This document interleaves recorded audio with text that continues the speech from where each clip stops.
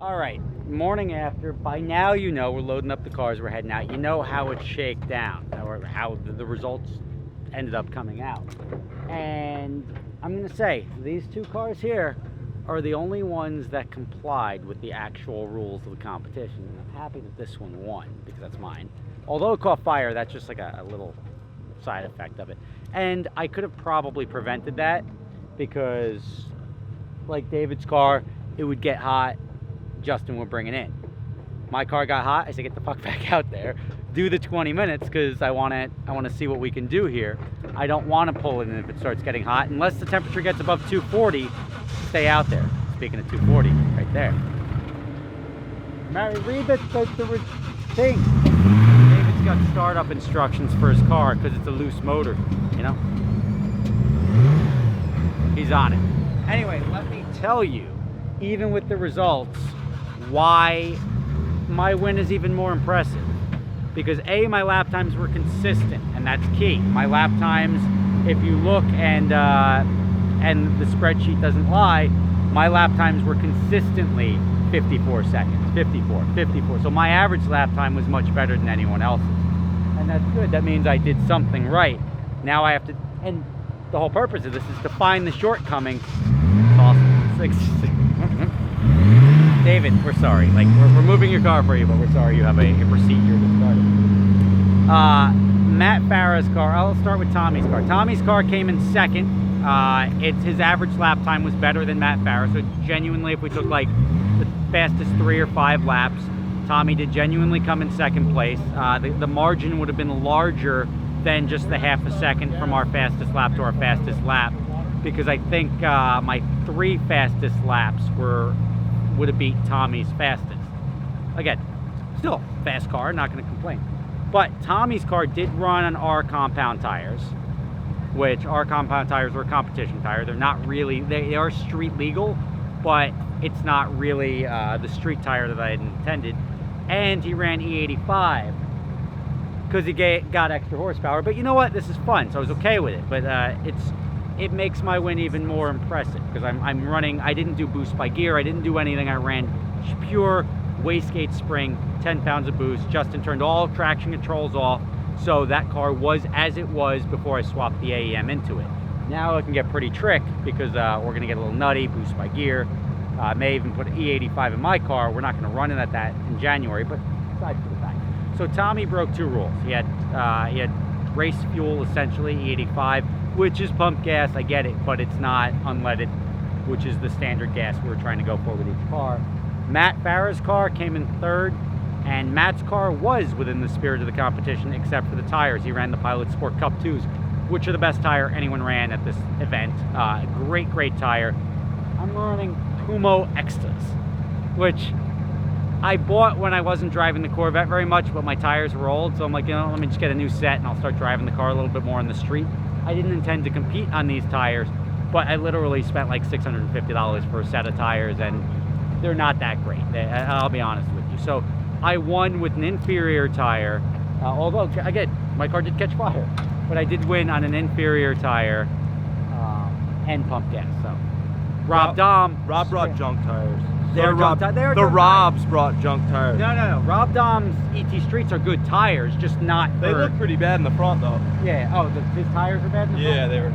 But he didn't even put down a lap time. I mean, Rob came in dead last. So we've covered. Oh, David is well within the spirit of the competition. 93 octane, pure street tires.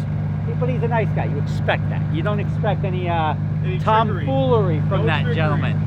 You guys are like, that's a little gray area. I'm game with that. Let's just pump get E85. You can find it at the pump. I said that. And my R-Comps have a DOT stamp. So I stretched it. But now for the next event, we're going to try to get Michelin on board and run the PS4S, which is as good of a street tire before tipping that competition line as you can get. But now everyone will be on the same tire, and this car on a better tire would have put down a better time. I assure you of that.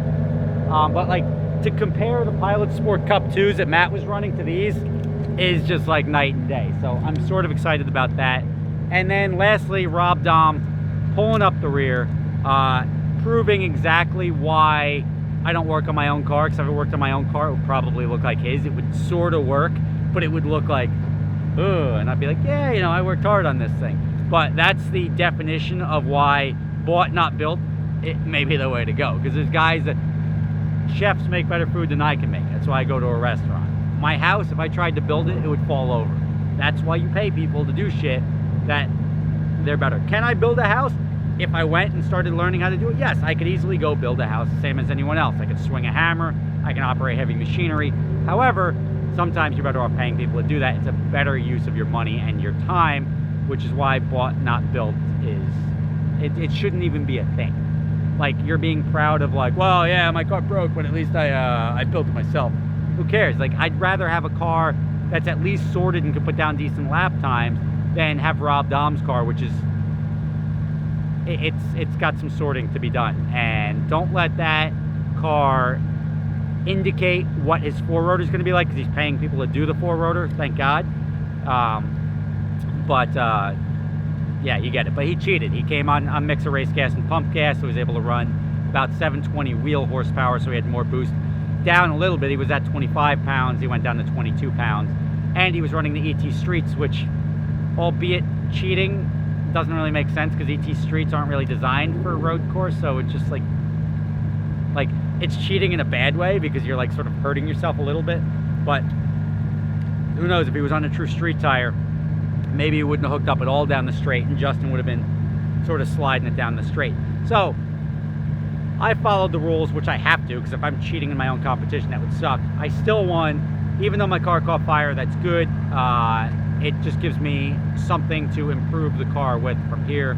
We'll clean it up. I'm going to drive it over now and get it cleaned up. It's going to be in SEMA. We're going to rewrap it. Some people love the wrap, some people hate the wrap. Either way, we're going to redo it. Thank you for watching. The results I'll post. I guess if I can share a spreadsheet or a PDF, I'll put a link in the description of the results. You guys can see them for yourself.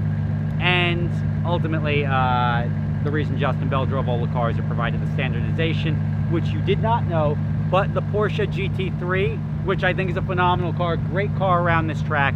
Justin Bell was 55 and change in the GT3, and since he drove all the cars, that's what I used as my standard time. This car beat it. Matt beat it in his Mustang, and which is great. And it was GT3 on street tires, not cup tires. But 270 wheel horsepower. his car did very well. And Tommy's car also beat the GT3. And beating a GT3 around a circuit, to me, is an impressive Yeah, feat. I'm going to go. Fun? Yeah, good Good times. stuff, brother. Bye. See ya. I got Bye. to drive to California. Yeah, See you later, dude. you got it. Peace. SEMA next week? See you next week. Are you just going to keep following me?